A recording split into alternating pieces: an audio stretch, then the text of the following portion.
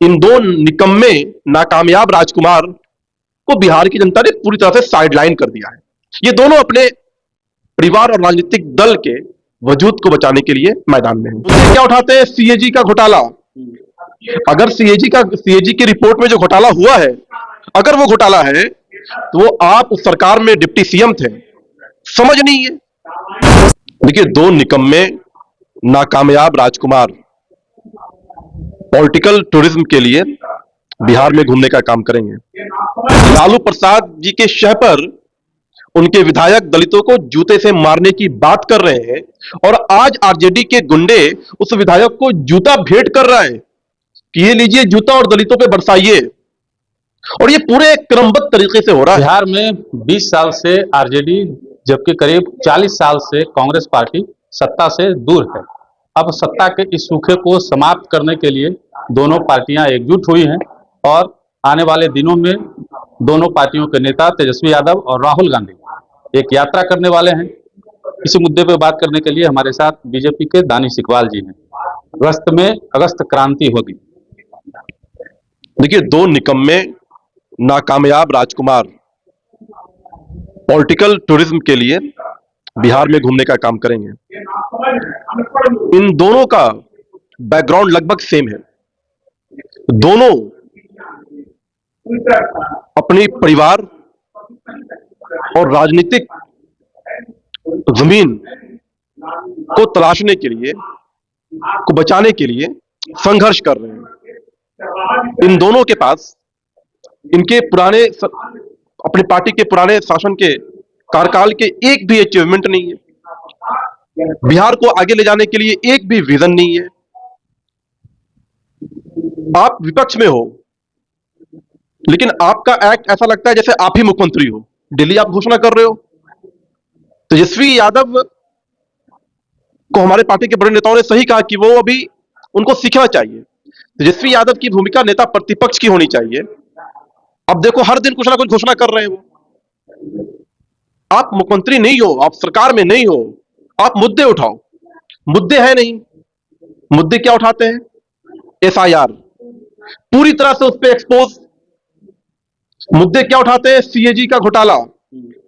अगर सीएजी की रिपोर्ट में जो घोटाला हुआ है, अगर वो घोटाला है तो वो आप उस सरकार में डिप्टी सीएम थे, समझ नहीं है।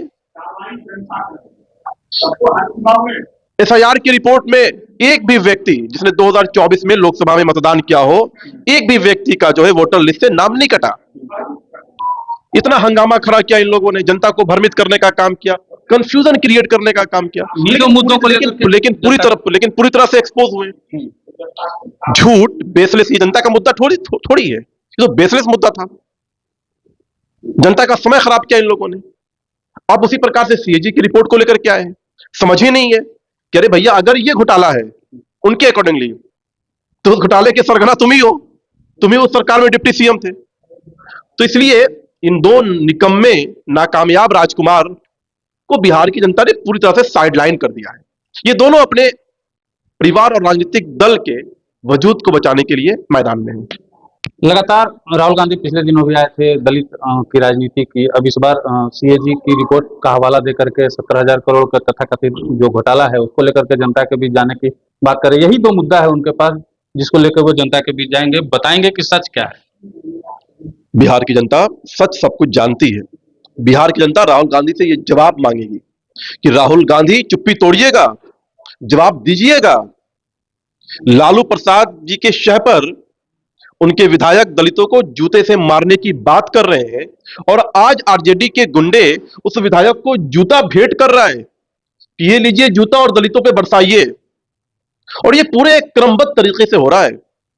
इनके शीर्ष नेता लालू प्रसाद यादव ने बाबा भीम साहब के तस्वीर को अपमान किया, अपने जूते के नीचे रखा। अब जो है जूते मारने की बात की और आज जूता भेंट भी कर दिया।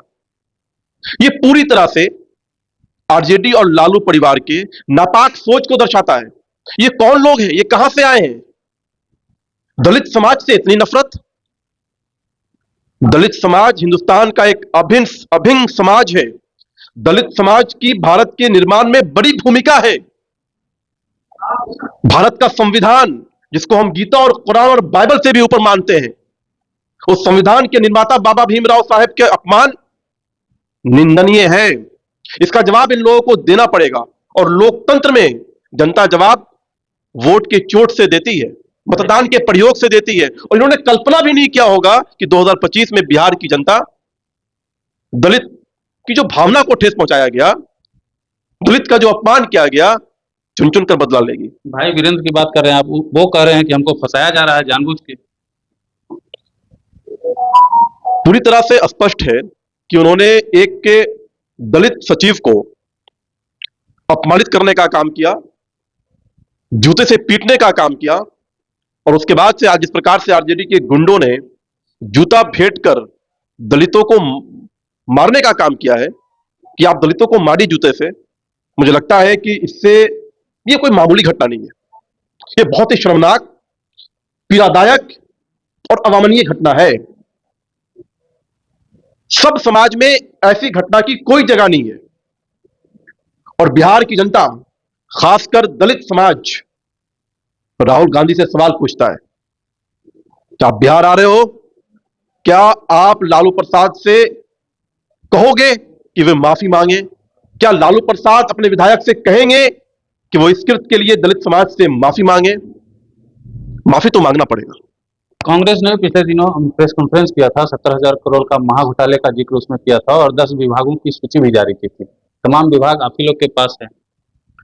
देखिए, मैंने कहा कि सीएजी की जो रिपोर्ट है, प्रत्येक वर्ष ये रिपोर्ट आती है, और ये जो विपक्ष के जो नेता है और ये भाई वीरेंद्र, ये सब लोग उस समिति में हैं।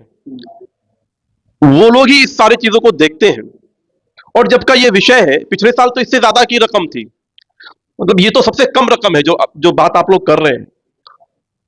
और अगर ये घोटाला है, उनके अकॉर्डिंगली वो कहते हैं कि ये घोटाला है, तो फिर इस घोटाला को किसने किया? किस सरकार ने किया? उस इंडी गठबंधन की सरकार ने किया, जिसमें तेजस्वी यादव खुद उप मुख्यमंत्री थे। तो इनको किस मुद्दे को उठाना है, किस मुद्दे पे बोलना है, इसकी समझ नहीं है। ये बिल्कुल बेसलेस, बेबुनियाद मुद्दा है।